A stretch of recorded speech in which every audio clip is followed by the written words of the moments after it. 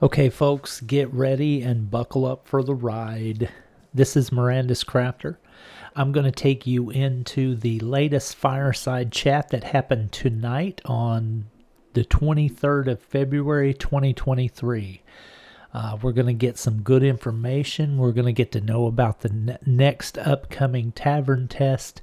We're going to get to know a lot of information about the next game actual test. We're going to get to know about new systems that have been added into the game. It's going to be glorious. So let's get into it.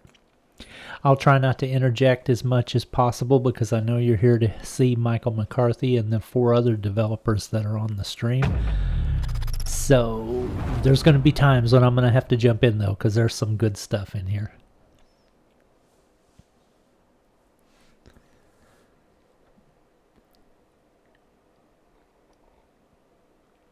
Everybody,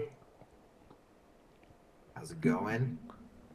I'm here with many of the wonderful developers on Mirandus. Don, have you been here before? I have, yes. I was on the last. Yeah, that's right. That's right. We have a lot to share today. I know you guys in Discord were asking, am I feeling leaky? I think I don't know, this is kind of informy, but it might be leaky as well. Might be leaky and informy. It's mostly the progress, guys. We have been working extremely hard to take everything that you've seen before to the next level, take the development to the next level, really start building Mirandus and fulfilling the promise, if you will. So let's dig right into it. First thing I would love to talk to you guys about is tavern games. So we are going to launch another tech test, the final tech test of tavern games next week. We really could use your help because we put in a lot of new features into it just to shore it up, I think, and to make it more well-rounded. Okay, so that was your first reveal. Next week will be the next test of the tavern game system. To have it be the platform we need it to be to keep adding more games. So, Manuel, can you run everyone through the awesomeness of tavern gamey stuff? For sure. Let's do it. So, guys, basically, one of the big things to make this an actual platform of minigames is to start integrating blockchain into it. So what we got now is we're actually reading your account and we are granting you free coppers based on the items that you guys already have. One of the ones we're super excited is the Vox. So if you have Vox, you are going to get coppers. If you have a cruel fate, fate is not so cruel. Fate is not so cruel. It's back. I know. And just one thing to keep in mind, like all this is tunable. It doesn't mean that one item is better than the other. Like we're just trying to reward you guys for, you have your items and they do mean something and they're important in the game and they have a use in the game. Another one. So one of the things that we also did was we pretty much have a pretty big revamp of the art. And even if it's subtle, like the dice are new. The ones that we had before, all that was pretty much proof of concept. So now, we have dice that feel magical and that feel like they are in the world of Mirandus. And the cool thing about the dice now, as you'll see, is they're actually they animate better because they're not animated. We're actually using the Unity physics engine. And the reason why it's important is we were thinking we want to make this an immersive experience, and perhaps maybe you guys emote, you guys slam the table. If you guys interact with the world, it'd be cool if the dice also kind of jiggle, stuff like that. So the dice are all, they're all fully Unity physics.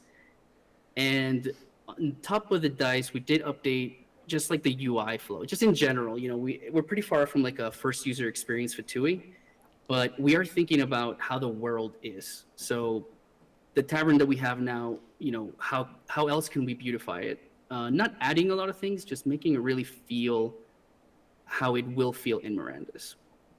So the paint over here just sort of helps us, what's the least amount of detail we can add to make it really feel like it's a lived-in world. I kind of mentioned the foundations of emotes. We also have a tooltip system now. So if you hover over the buttons, it's going to give you tooltips. A super cool feature that we have now is you can basically play 3-8 Snake with your keyboard. So you don't even need to click anymore. If you just hit the space bar, you're going to be able to ready roll. And if you just hit your 1, 2, 3, that's how you select the dice. So you will be able to win and lose coppers faster, which I find is pretty fun. And we have begun developing and exploring our next 2 games. One of them is it's a Wheel of Fate, spin the wheel, win or lose coppers. And we actually have that one working already. And our card game. So the card game, we're hoping for in Q2. People have spoken, by the way. We asked you guys, right? We asked you guys, what did you really want to do in the tavern? Yep. Card games. That was the number one request, besides the other 2 funny ones of throwing the elf and throwing the dwarf, which I still don't quite understand.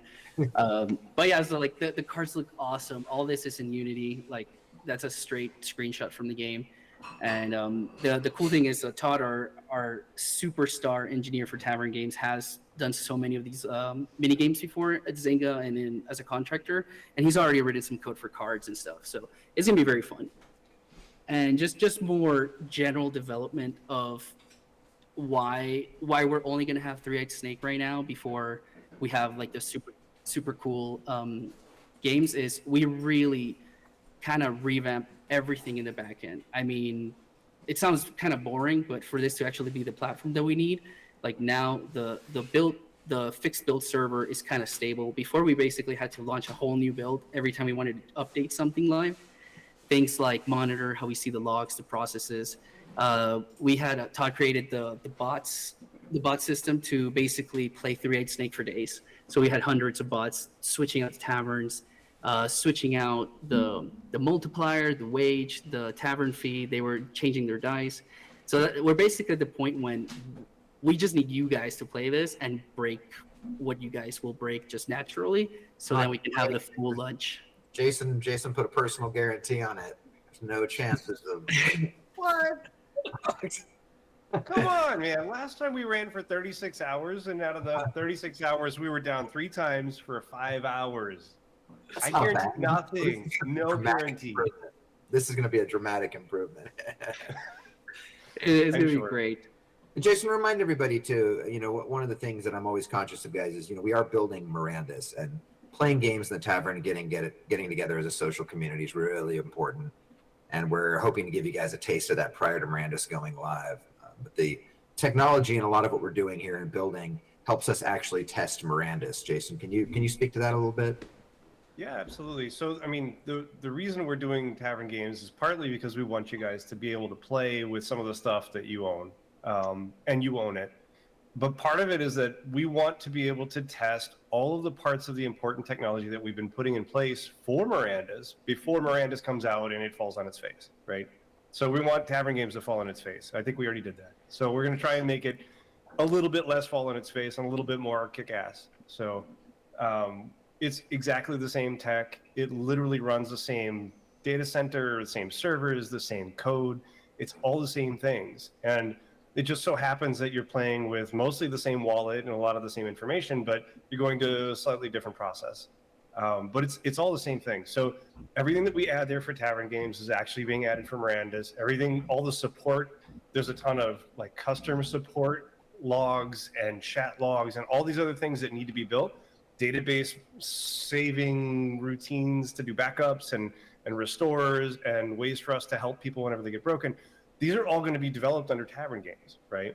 We need those things to be available so that when we launch Mirandus, we're not scrambling to be like, oh, this guy lost a sword, or something simpler than that. So all those things are being built in parallel because Mirandus is a huge game and it's going to take a long time for us to build it all. So being able to put something out there and kind of get into the routine of live ops is really important. And that process takes a while, especially for a relatively new company. And every team's a little bit different. Our tech stack is different. The way we operate is a little bit different. So it's important for us to get out there and get ahead of it.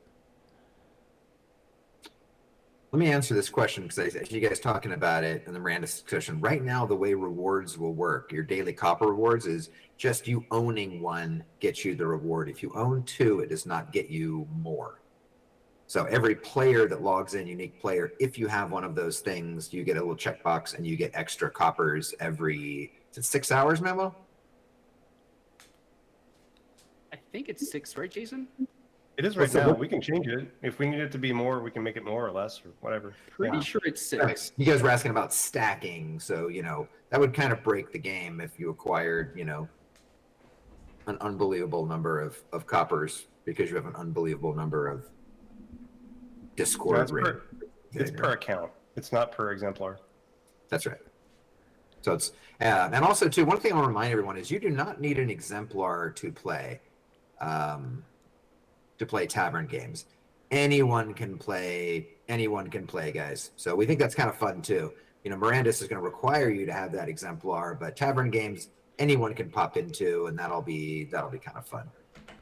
Okay, so to explain that just a little bit more, from what we understand, you're going to be able to access the Tavern Games section through the Gala Games website outside of the game. So that's what he's meaning by you can go into the Tavern Games and play the selection there without an exemplar, because that's not you actually going into the game. Yes, you will be able to play the Tavern Games inside of taverns inside of the game, and to do that, you will need an exemplar. So I think that's an important distinction for people to make, especially new people that may not understand that Mirandus is designed around a limited number of playable exemplars in the world. Right now it's 50,000. There will ever only be 50,000 playable exemplars in the game. So that means you will either need to own one to play with or rent one from another player, which is a whole nother discussion, and it's one of the coolest features about Mirandus in my opinion. But I just wanted to kind of explain that just a little bit more for any of the new people that may be watching this video. There's going to be a bit of an award too to the top 10 copper earners next week when we go live, and I think we're going to try to keep it up. What, Jace, for a week or 2 weeks, or? I thought it was going to be 2 days, but I mean, if we got to stretch it to a week, okay. Well, let's keep it up for a couple days, and we'll keep you guys posted. We probably, if there's any additional we need to learn, we'll keep it up longer. But I'm pretty open. What have we committed to? We're gonna make it stick up for a week. I mean, if something horrible goes wrong, we're gonna pull it down. We're gonna fix it. We're gonna put it back up. But we're aiming for a week, and if we can stretch it out further, and everything seems like it's running, we'll keep it running. I mean, that's the whole point of Tavern Games, is to verify that the servers are doing the things that the server's supposed to do. Rockstar Todd fixed a whole bunch of things that are definitely problems that we experienced previously. So we think that it's going to run pretty well.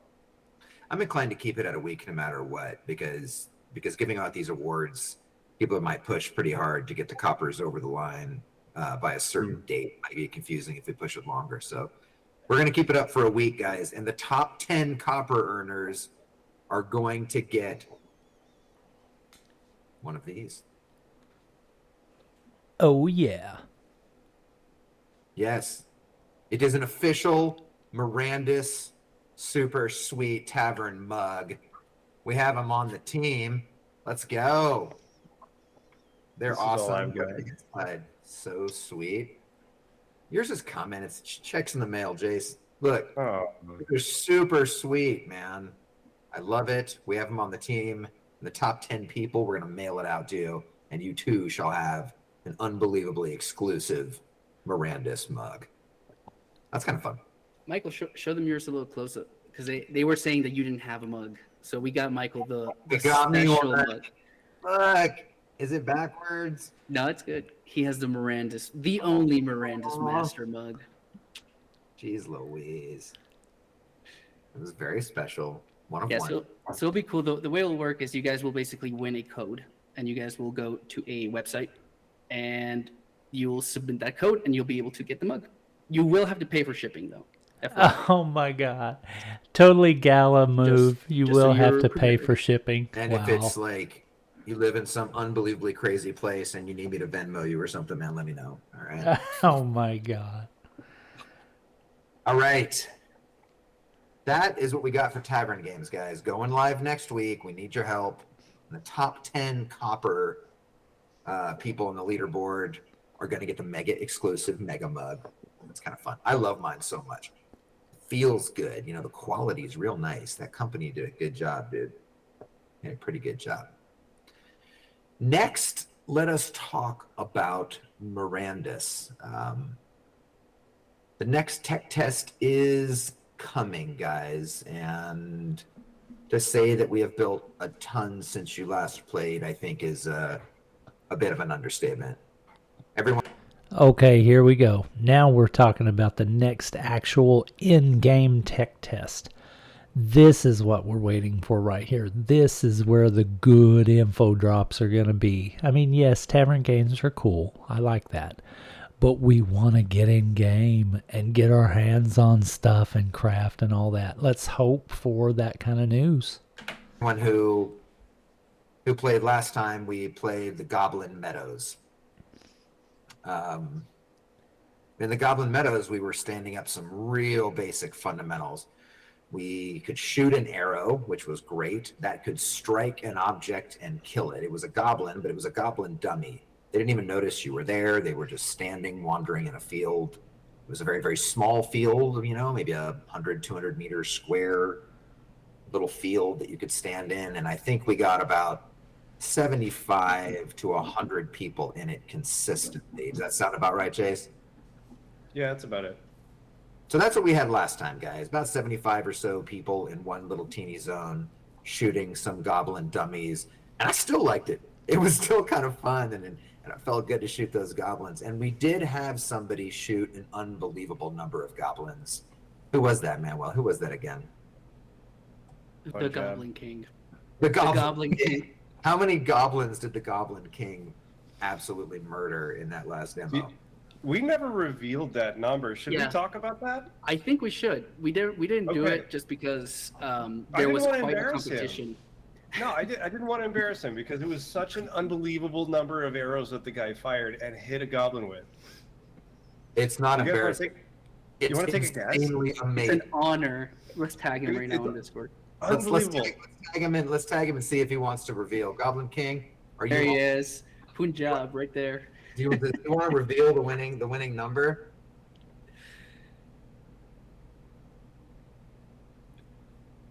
No, you're wrong. 7,000. 10,500. You're off by almost 50%, man. It was 10,500.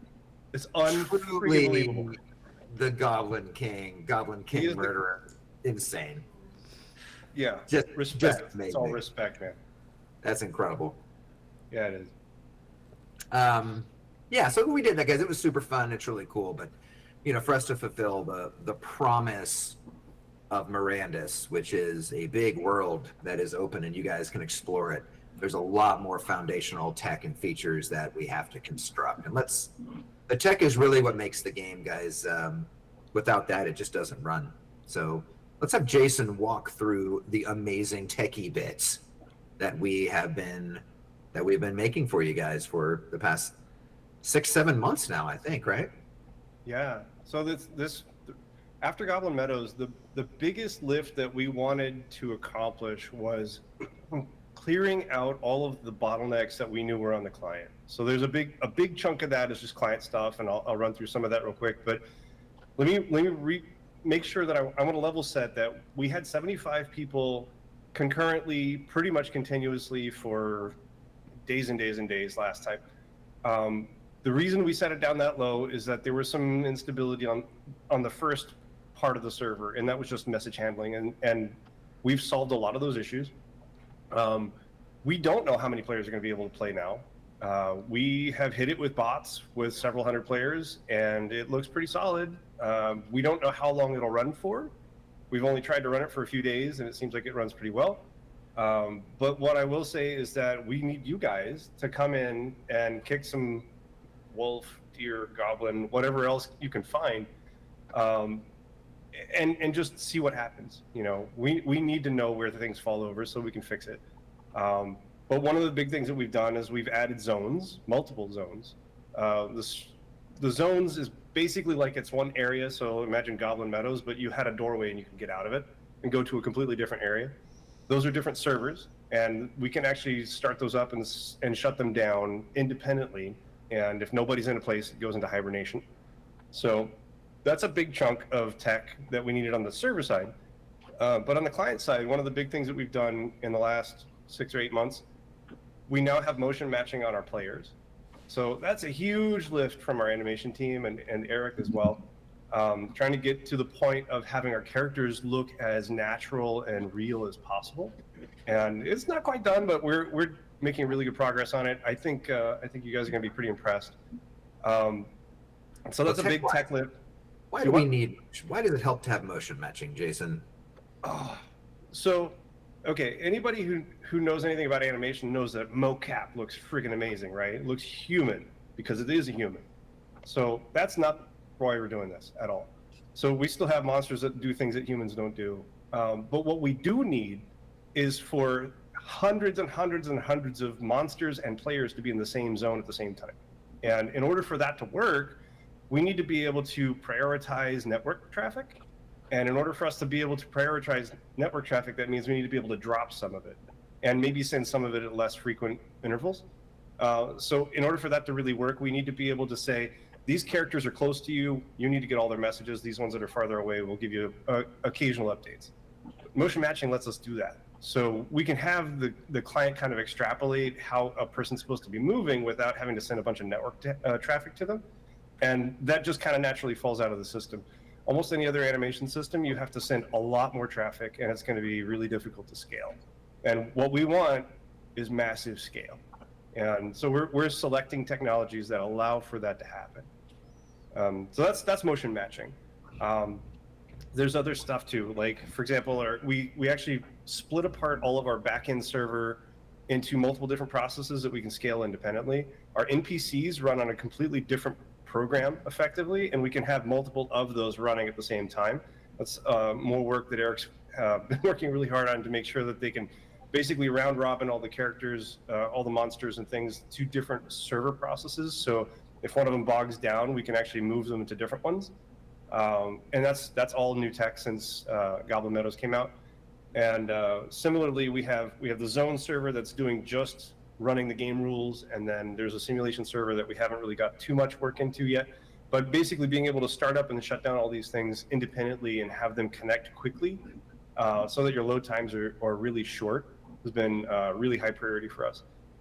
Recently, we've been working on GPU terrain instancing so that we can do things like 1 million blades of grass without slowing down, or we can have lots and lots of rocks and lots of shrubs and trees, but making that actually perform reasonably well on lower end hardware. Brad did an amazing job on building this dual quaternion skinning compute shader for our players so that we can render characters in one draw call, or relatively close to one draw call. And that means you can switch all your gear, and it basically rebuilds a new mesh and then re-renders all of the new characters as they're supposed to look. But it doesn't impact. You can have gear, switch it. That was exciting. Oh yeah, having gear. Yeah, we have inventory now that you can actually change, and that means that you can switch gear. But it's not just like putting a sword in your hand. It's also like your armor is specific to your character and skins in with you, so it deforms as you move around. That's super cool. We're going to have inventory finally, and we'll be able to change gear on the fly and see the results as you see yourself in the world. Other players looking at you will see you changing gear as you equip it. That's super cool. Lots of cool stuff involved in getting that working, but basically we had to build this system outside of Unity so that we could render 1,000 characters, including you and monsters, all in one frame and do it at 60 frames a second. So really heavy lift on that tech side, but it's worth it. And once we have that cleared away, we have a better idea of what our budgets are for the environment so that we know how many renders, how many draw calls they can get per frame, and how many different materials and things like that. Jason, and then mention spatially bucketed culling systems with imposters for LODs? You know, Michael, I haven't mentioned that, but I should mention that. Yeah, we have a spatially bucketed culling system with imposters for LOD. It's kind of amazing that this tech exists, but it doesn't exist in Unity by default. So we had to build that. Yeah, go figure. So we've built all kinds of stuff to make the game run faster on the client, so that as you're running through the Citadel with 1,000 of your closest friends, it doesn't bog down to 4 frames a second, because we're planning for that. We want you there. We want you to run around the Citadel with 1,000 of your closest friends. Yeah, there's a lot of the tech that we put in. You want to go ahead, Eric, and talk I about was just AI? going to add, I mean, we have harvesting, we have some looting, we got some crafting stuff that's in there now too. Oh yeah, harvesting, looting, crafting. Those are some of the things I've been waiting on. Yes. That's worth talking about. That's all on the sweet list coming up next. Don't steal my thunder, Eric. Don't steal his thunder. But yeah, guys, the part of the the challenge of creating this game is to fulfill that promise, right? It's just not going to feel like you're in a Citadel or you're truly adventuring if you can't have that moment where hundreds of you are spilling over a hill against a monster. We've always talked about that being something that was important to you guys and important to us. You feel like you're in a world when there's a ton of you all walking around trying to accomplish a goal. So it's a lot more work to make that happen and make it happen with a high FPS. But we are on it. Last time, if you'll recall, and I mentioned this before, goblins didn't do anything but wander and stand there and get hit. But AI is now stood up. And Eric, can you talk about that? Yeah, so like Mike said, we had super basic stuff, placeholder technology. It was running on an NPC server, which was a good first step, but it was extremely basic. What we were looking for at the time was, AIs understanding their space, being able to move around, being able to run a bit away from players, and hopefully not get slaughtered. But on our roadmap for this year was having a real framework in place for AI logic. So that involved building stuff out that we hadn't had before. So for example, everyone uses behavior trees, and we're going to do a lot more stuff with behavior trees, as well as neural network training a little bit later on. But behavior trees made it into this server. We have different logic for different NPCs running, and that's all data driven, which is pretty awesome. People can create all of our content in Unity and export anything that AIs need, and that gets digested and read in by the server, which is pretty cool. And one of the things Jason just talked about is that our servers are becoming fault tolerant. So if we can literally spool up new NPC servers as the zone's running and load balance all that running logic, the pathfinding that runs, all that good stuff. So you'll notice that NPCs, they have attack logic at this point. They have flee logic. They have some of the basic stuff in there right now. They can kill you. They do lots of damage. We have different skills per NPC. So we have different attacks from different ranges and all that good stuff. And we have some logic in there for keeping NPCs separated from each other, so they try not to clump up, and they try to basically have their own spaces. They You fight died. and back up and move side to side to make space for one another. We have some disposition type of behavior where we have deer will have a preference to get away from wolves. We don't have NPCs fighting each other, so you won't see wolves attacking rabbits or anything like that. But they do like to have their own space, and they do like to kind of group up together. So there's a lot of stuff going on, and it's surprising. I was thinking about how fast that's come along. That's most of the things I've just talked about came online and started work in August. So there's a lot of new stuff going in there. We've busted our asses, I think, this last 6-8 months and over the whole year. But it's gonna, you're gonna see a lot of it. Yeah. Our, one of the pillars of our projects, guys, is we're trying to simulate this fantasy world.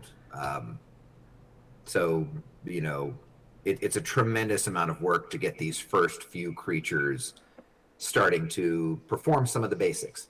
They see you, they're mad at you, they want to run at you, they want to kill you. I think I saw today, Eric, that some of them, if they're smart enough, that they take enough damage, they want to run away. That's pretty sweet. Yeah, that's right. Deer run away from you just in general. They don't want to hang out next to you. You're scary, and they kind of run away from you, and it's a little bit trickier to hunt them. So we're trying to stand up these core creatures and develop that system, and once that's in there, we start extending it. Like Eric was mentioning, we don't have great pack behavior. That's the thing we still need to get to. Ranged combat, too. Right now, they can see you, they can run at you, they'll be able to attack you with a bite or a swing of a sword, but ranged combat is quite a bit trickier, and that's something that's still underway. So, what you see when you guys play is not indicative of the final, but it's proof that these systems are alive, and we now can extend them. AI takes a long time. I mean, just to be really honest, like it takes a really long time to make something that seems even slightly smart. And to try and build it in a very dynamic way is even more difficult. I think it has longer term benefits, but just getting to the point where, like, for example, being able to have ranged combat means that the AI needs to be able to see everything that you can see and knows all the things that are going to block their projectiles, whether it's an arrow or a spell or whatever. And we have to actually make all that work on the server. It doesn't have the benefit of seeing everything that you see exactly the same way. So there's a lot of work to be done there, and it's going to take a while, but just realize that we're making tremendous progress already. And other things, we have done other things too, guys. What we're really trying to do with this next playtest is stand up a V1 of many of the systems in the game such that we can give you a taste of the experience of Mirandus. Very small appetizer, if you will, as we continue to develop the grand main course. One of the things that we did not have before that we do have now is inventory. Yes. So give us this. I think it's actually an older image, but we have a grid, and on this grid are things that you can craft and make in the world. You can equip up to 3 weapons. You can equip those things. So when you equip them, you're dragging and dropping on a grid, but that's also sending a message to you, all of your friends who are playing, and you're actually visually updating the mesh as well. So when you equip leather armor, everyone's watching you, and suddenly leather armor is on your body. So that's a lot to stand up, and really makes it feel like a game, guys. Making an RPG, it's like the second you get paper doll and inventory working, it just starts to feel cool. Death. We have death in there now. Last time in Goblin Meadows, you could shoot goblins, but of course they would just stand there. But another big lift for us was the fact that things could attack you, your hit points could reach 0, and at that point you would die. And as a reminder, #make Mirandus hard. Here we go. This demo is Permadeath. going to be very challenging.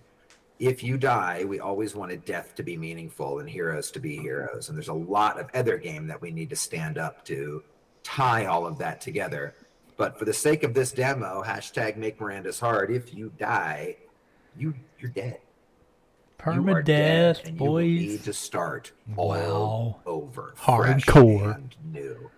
So walk around the world and be real careful. I Get your little diaper suggest on. being with people. That's going to really help too. Coordinate amongst yourselves. Trying to solo this is going to be super hard. So we think it's kind of a fun little challenge for the demo for you to stay alive and see if you can make it. We also have harvestables. So harvestables is something that we didn't have Nice. previously, and I think we've got a little bit of a thing of that. There's things in the world that you are going to to harvest need flax. to collect to survive and to craft in better and better gear and equipment. So Pine. here we're showing pine, we're showing flax, wheat. You'll be able to collect that stuff. That'll be in your inventory, and you will be able to craft that into superior things. One thing that is not in the demo, which just is going to take another few more months to really get right, is state changes for these objects. So you'll notice that you can get kind of pine or flax or wheat infinitely. There's a little bit of a harvest pause there and some audio and stuff, but it's not going to go away. And that's something we really want to get to next. In the next demo, you'll be seeing that because that creates a lot more scarcity in the environment. But you can walk around and you can get stuff, and you'll need that stuff. And you'll need that stuff because now we have crafting. We Sweet now have crafting, guys. You can walk up to recipes. some of our little 5x5 stands and tents, and there'll be different things that you can craft. You can upgrade your armor. You can upgrade, get a nice. superior bow. Archery stand. You can, as you push deeper in the world, collect more True arrow. resources Nice. that are just plain Qualities harder of to arrows. get, and be able to craft better swords and weaponry.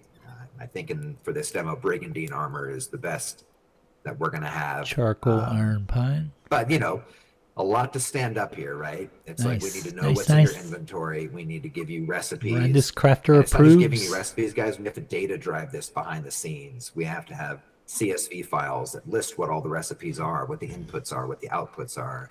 We need to display to you what you have in your inventory, so you just need 2 more of this for you to craft it. So crafting is here. Again, just foundational, built, running on the server and on the client. You can now craft. That's huge. Looting is here now. So yes, you can kill stuff, and when you kill stuff, you will be able to get stuff. Now don't look at that box. It drives me freaking batshit crazy. When you kill something, you are not going to see a spinning box in the world of Mirandus. I hate that. But, for the sake of us standing it up, we needed a box, something you can cast a ray into to know that you can loot this thing. So loot, we actually like the idea more that, if you were to kill a deer, you can walk up, you can loot it, and then you'll get the stuff, and then the deer would change state, maybe to it's been skinned, it'll look more like a carcass or a skeleton. We want to try to get to that. But I really hate spinny boxes. They drive me nuts. Although people on this call don't feel as strongly about this as I do. But All I'm going to say is that cubes are really easy for me to model. All right. Loot, guys, by the way, is something we have talked about a ton. You better. It's got to be right. I think it's one of the most sensitive issues that we might have on the project. Yeah. We really have to get this right. What I mean is you've killed something. Who gets what? Who gets the loot? That's a tough one, right? And I mean, you can imagine all of the conversations and things that we're having to spin around to get this right. It's going to take a long time to get right, and I'm really going to need your guys' help to make sure that it's a system that you guys think is fair. Every game does it a little differently. For the sake of this demo, just so you know, no PvP, Captain Nero. We're still players versus all the beasts and evil in the world. But that's an incredibly big part of this, right?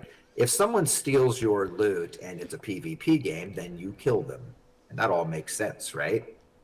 But I don't think, as we've been discussing this with you guys too, that you want to be able to be killed Ultima Online style, get that lightning bolt when you walk out of town, and have all your stuff taken. To the face. And honestly, I'm not even sure how we'd take stuff from you if it's in your wallet, because that'd be a wallet-to-wallet transaction and would require you to be okay with it even happening. So we like the idea that this is kind of, Mirandus exemplars against the evil of the world.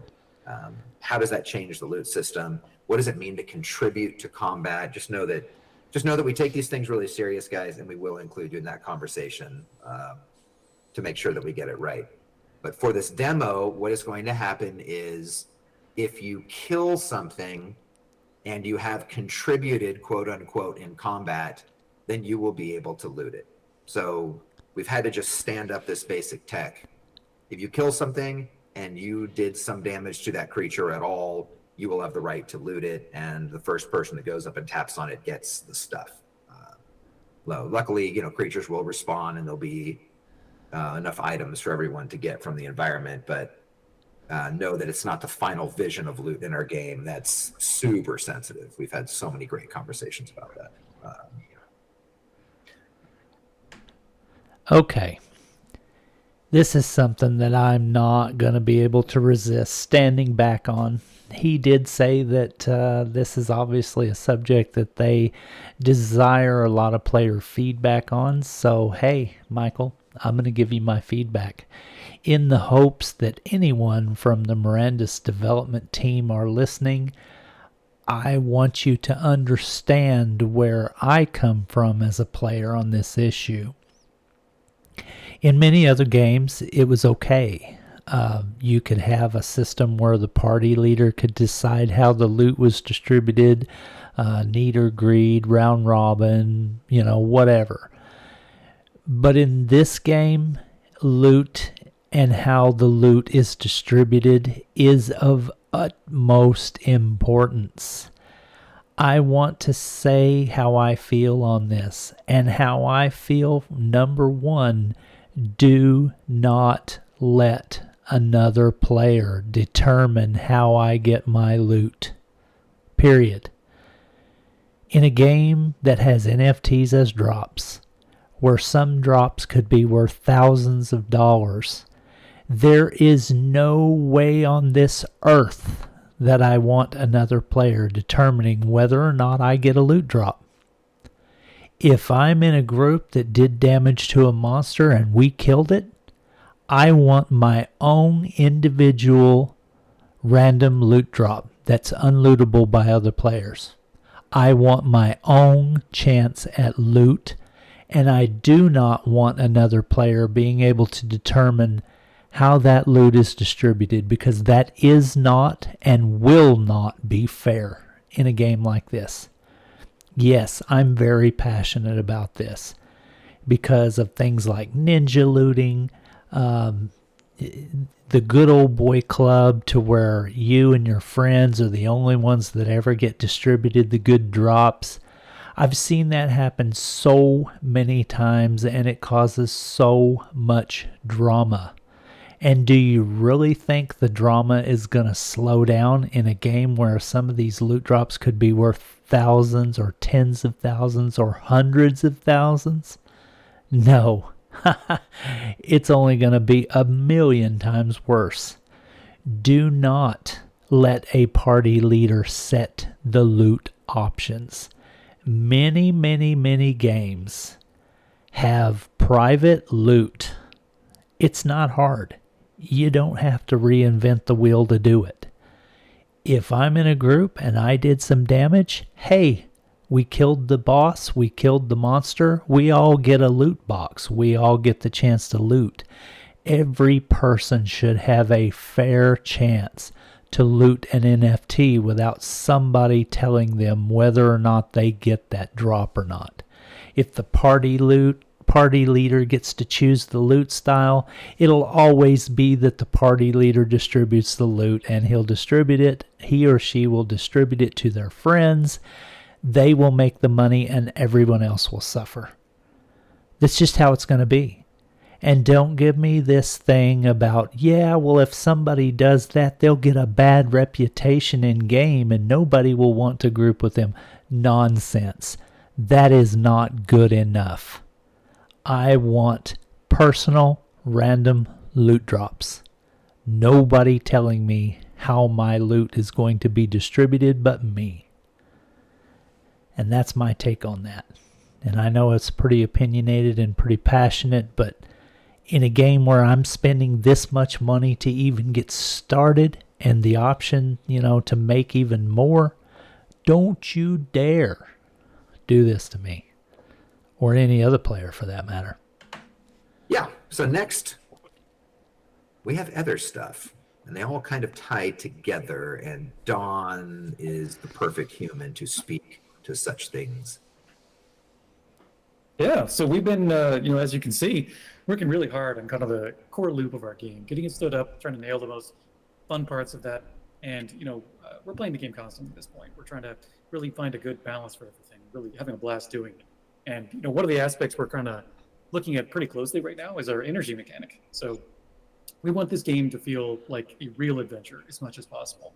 And no adventuring can be an endless run into the unknown. We don't want you going out there, forever without any sort of limitations. So energy in Mirandus can be thought of as your character's sort of gas tank.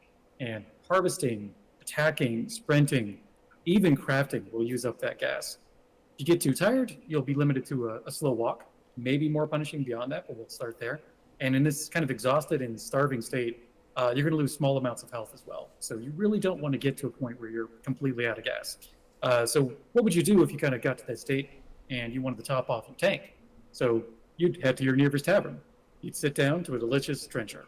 Any kind of hot meal in town is going to greatly recover your energy. We really want people to kind of get in that loop of going out, doing your adventure, coming back, having a meal, crafting, camaraderie, all that fun stuff. That's also going to allow you, while in town, to craft small bits of bread, jerky, kind of travel food. But these are all going to boost your energy a small amount. They're just going to get you by. We really want you to kind of come back and have that full meal. So let's talk health for a second as well. So make Mirandus hard, right? Mirandus is a challenging, dangerous world. You're going to take damage. You're going to take a lot of it. And to get that lost health back, you're going to need to find lodging. And from the smallest tent to the grandest inn, some quality rest at any kind of player-run lodging is going to restore your vitality super fast. That's kind of your loop.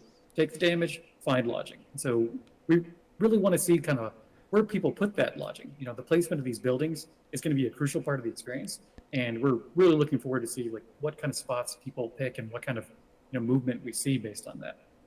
So I think health is going to be obviously very critical for your gameplay, and you want to be also thinking about, as a building owner, where do people want to have health? So that'll be part of your choice there. The last thing I want to touch on briefly is a small part of the combat experience, weapons. Oh, nice. And so we love the idea of all of our items having a ton of value. So rather than a sword just being kind of a hunk of metal, we take the concept that it is a set of abilities and skills as well that makes it unique. So the more rare an item is, the higher variety of abilities you can do with it. So as high as 5 for the ancients. Players can also have up to 3 weapons equipped and at the ready at any time, but only 1 active at any given time. So this sets up an amazing amount of interesting choices and combinations for how you arm your exemplar. And we really strongly believe that it makes the crafting and economy side have a ton of depth. Yeah, for weapons sure. and Mirandus are more than just stats. They're a package of gameplay, and that'll lead to a lot of interesting gameplay. I think one of the things that I love about being able to present all this stuff to you guys is that, I know one of the things that you've been asking us for is meat on the bone. We've got some graphics and, hey, it looks like the sun's setting. Yeah, that is not a game. We are building the game. Just want you guys to know that. And, we're standing up these systems. We're standing up basic stats. We've got some incredible stuff in the works. So, you're going to see some really basic V1 stuff in this next demo, but it will be a pretty good representative slice of many of the actions and things that you can do in the final game. And that's kind of our goal. Typically in game development, guys, you'll hear it called, standing up the core loops and the secondary loops.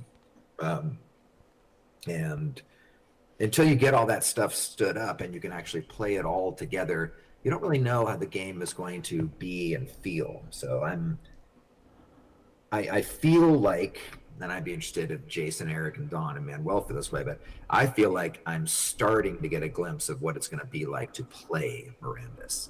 and that makes me very excited. I'm borderline addicted already. I play a good 3 hours a day at this point. Last Friday, didn't we all jump in and play for like 2.5, 3 hours? Like it was a ridiculously long play session, but as we were running around, I crafted my very first everything. Like I hadn't really sat down and just played it. And oh my gosh, the designers just kicked my butt. Like they ran through and just grabbed all the stuff and crafted, because they've already done it 50 times. But for me, it was like, where do I find the yew tree? We're not telling you, we're not telling anyone. This next demo, guys, starts with you on the docks. You are exemplars arriving into this world, and there is no instructions and no spoilers about what is here, what you can craft. I mean, other than kind of what you're seeing today, these are your glimpses.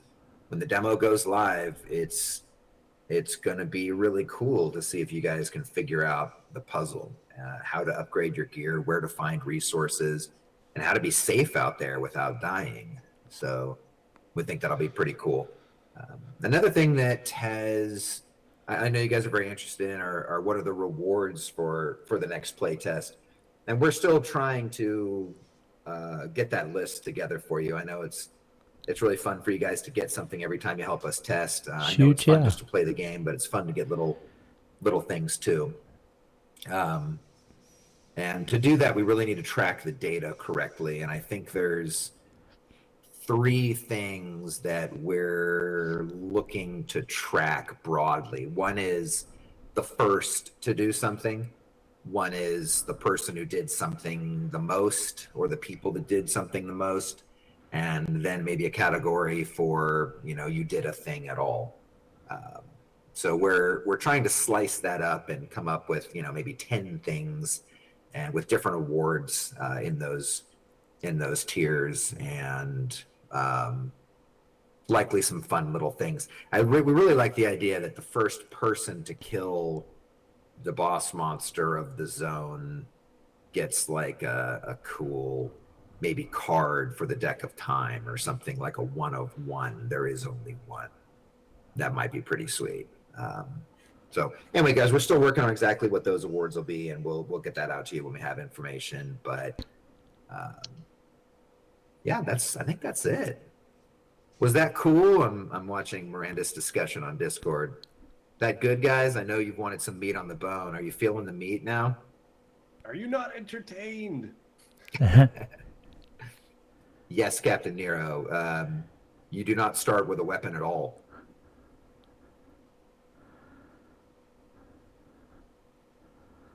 Checking to see if any more questions about the playtest, guys, specifically. But yeah, Captain Nero, you start with nothing, no weapons at all.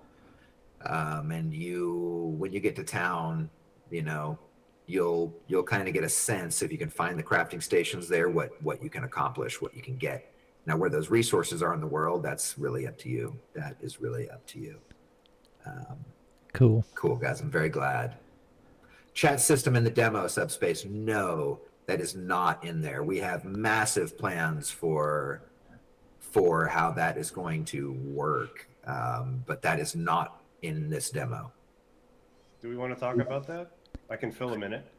We've talked about it before a little bit, Jace, but why don't you go ahead really quick and talk about the voice system, which is pretty sweet. Yeah, so one of the guys we stole from, moved from Gala Music over to our team is an expert in artificial intelligence and also in sound and audio processing. So Rockstar Barry is pretty amazing, and what he's been doing is basically plowing through research and hooking up a bunch of tests to try and figure out if we could do what we think we can do, and I'm pretty confident that we'll get there. But basically what it does is it takes in your voice from the microphone, it processes it down, and then transmits it over the internet to all of the people who are standing nearby you. And when that happens, it comes out of your exemplar's mouth sounding like that exemplar, not like you, but like the elf that you're playing or the dwarf that you're playing or whatever.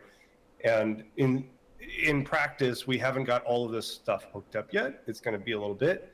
But the whole point is positional audio, so that you can have conversations with people. You can sit around a tavern, like we're literally going to use the tavern games as the test bed for a lot of this code. to set up the ability for you to sit there and talk to people and trash talk them when you take all their money with Three-Eyed Snake. So like that's where we're going to do a lot of this work, but it's eventually going to be rolled into Mirandus, and you'll be able to walk around and coordinate with people. And by the way, monsters will be able to hear you too, so you might want to think about that. Yeah, if you're yelling and screaming, you'll get a Leroy Jenkins moment for sure, which will be sweet. Will there be Materium? Everyone's asking the same question. Will there be Materium? We are planning some Materium drops for not drops, but if think of it like if some things are killed, we will know, and we want to give you guys some awards on that front. We want little fun NFT awards. We've even talked about getting like an image made or printed and framed for you guys. Would you want something physical like that we could send to you, like one of the cool concept art images that Hugo made, or would that be cool? I want Materium. Sorry. Don't mean to be a killjoy, but I gotta earn. Typing, checking.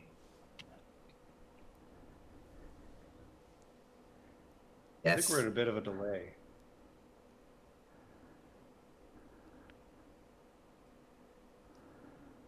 Okay. Yeah, I'm hearing there's about 30 to 60 seconds of delay, guys. So, yeah, you're looking at it. Lucky Canadian wants my mug. That's cool. We might have to get rid of that at some point. Might have to let somebody else have my mug. My one of ones. Yeah, so some in real life stuff would be cool. Some NFTs would be cool. The deck of time is pretty legit. You can see those cards rearing their heads. Just know that that's all leading up to something as well. So I think if we had a very limited release, like the first person to do X, Y, or Z, getting some of those cards would be pretty sweet. Seeing people asking about deeds and buildings in this demo. So no, we will not have deed and building placement in this demo. That's a next thing that we need to work on and get that cooking for this year. But what we did try to do in this zone and in the Citadel was simulate some buildings being placed to give you guys a sense of what it would feel like to be in a town. Functional cool. buildings that we have in this demo are a few Crafting tents. stations. I think we have 6 or 7 tents where you can craft something, Don, is that right? There's going to be kind of spread out throughout the world, yeah, about 6 or 7. And then, of course, there's the town. Types of tents, we mean, guys, where you can craft something. And then we're going to have one interior building. And this is stuff we have to build for the first time, guys. Like, you have to build a building, walk into that building, and start looking at what it means for doing interiors, the size, the space, the feel of interiors.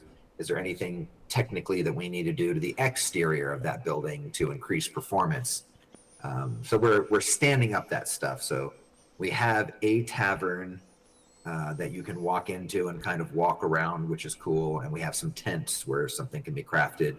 And then out in the land sprinkled around, you'll see some outposts or a homestead, a few little things placed that can give you a sense of what it would be like to slap your deed down and get some buildings on it.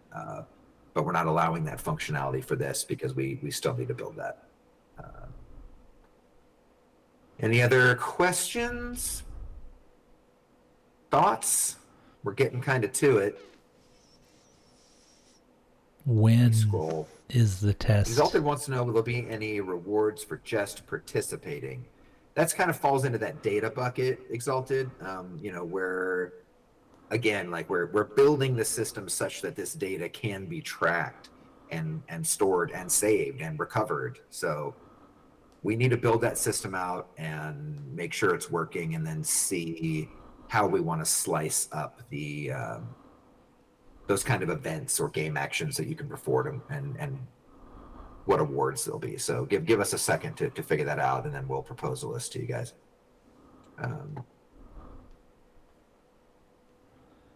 Rusty Spork asked, who is the best pirate? I think that's a gimme, right? I mean, Are we proposing that Captain Nero isn't? I don't want to walk the plank.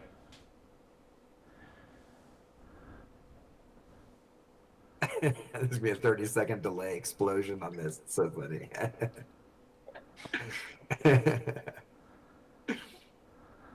That's funny. There's so many questions here. Elves are not evil. Elves are you. Are you guys evil? Is the question. It's actually funny. This came up today. We were talking about some of the background lore and narrative. And one of the questions and topics that came up was evil. And I really don't want Mirandus to be this world that's just, oh, that stuff's evil. I want it to be a world where it's like the stage is set. And what you guys do with it will be a bit of your own. I think evil players are going to want to act in evil ways. And I think other players will act in benevolent, loving ways. And maybe there'll be this incredible competition in between them. I don't know.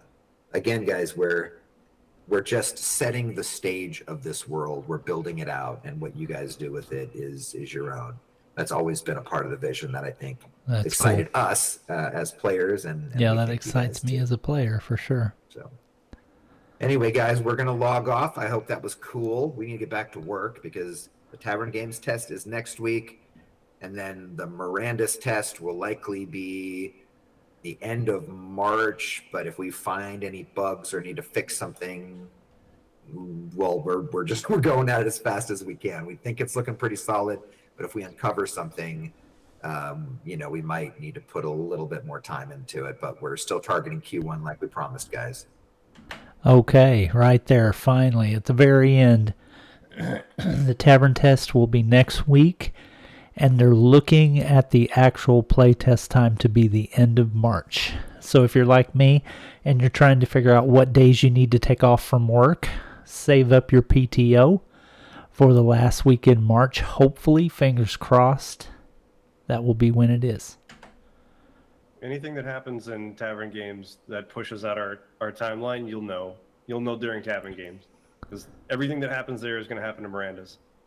Yeah, so if Tavern Games is feeling pretty solid, then we'll feel solid that people are coming into the world or logging on. Sweet. And getting to a so zone, hopefully quote unquote, that won't get performing pushed out, but it actions. could. So just keep that in mind.